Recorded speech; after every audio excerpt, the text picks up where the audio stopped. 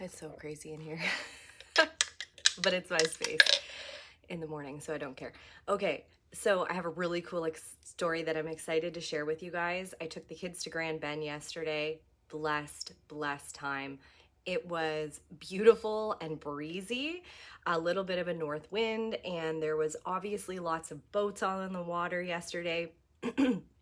So it was a little bit wavy.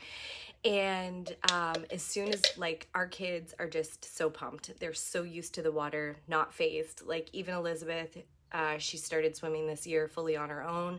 She's very confident because that beach is so busy. I was standing right with my feet in the edge of the water, had Evelyn in the backpack. We were right in front of the lifeguard tower. But I was right at the edge of the water with them and watching them because it was just like a different vibe than being at our little quiet beach here. And anyway, so they all ran in happy, playing in the waves, like having so much fun and loving it. And then Lizzie did get pummeled by a wave, and then she came out and she was afraid because it is scary. If you get the white cap over your head, it freaks you out. And she had like 10 minutes of good solid fun in those rolling waves once you get out past the white cap area, right? So she had some fun in those rolling waves. And then she got scared because she had that accident with the white cap. She was fine. She was just scared.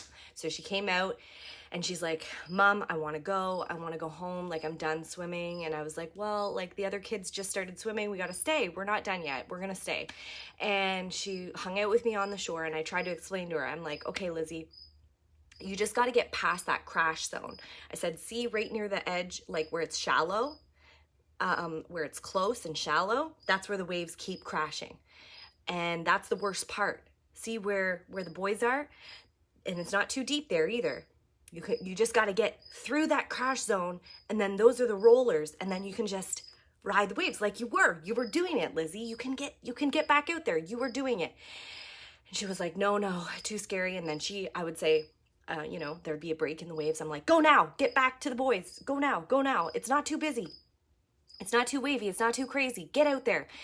And she would take her time. I said, go now. If you're going to go now. And she would hesitate.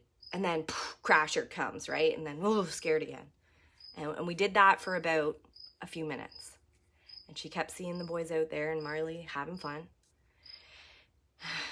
She kept looking. I said, come on, you can do this, girl. I said, come on. I said, you don't have to. It's scary. I said, Mom's been crashed by a wave before. It is scary. It doesn't feel good. I said, but that rolling zone where you were playing, that's really fun, right? She's like, yeah. So we waited on the shore, and I kept explaining to her, how this works, and that I get it, that it's scary, because it is. And eventually she went back out. She got past the crash zone, back into the rolling waves, and had some more fun swimming. And I said, Lizzie, I am so proud of you for trying again. Were you glad that you tried again to have some fun? Yes, Mom, I'm glad. It made me think about, in our lives, though, how many crash zones do we have in our life? How many areas of our life, or my life even, have that like scary crash zone that I have to get past to get to those good rolling waves that I can ride and have fun in?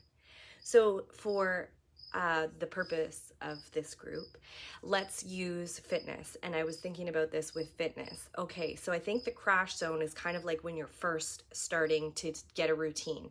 Now, you've probably had a really good routine at some point in your life in the past where you've done something that that you've had a good routine and it felt good, and that you felt good in that routine. But that darn crash zone, something has crashed you, something has created fear in you, something has pummeled you to the ground. Life, it's not easy. And maybe you've tried, like Lizzie, you've hesitated and you've tried a little bit, and you got crashed again right away as soon as you tried. Maybe you tried Monday, but it didn't work. And so you got scared and you said it's not worth it. The whole week's going down the drain.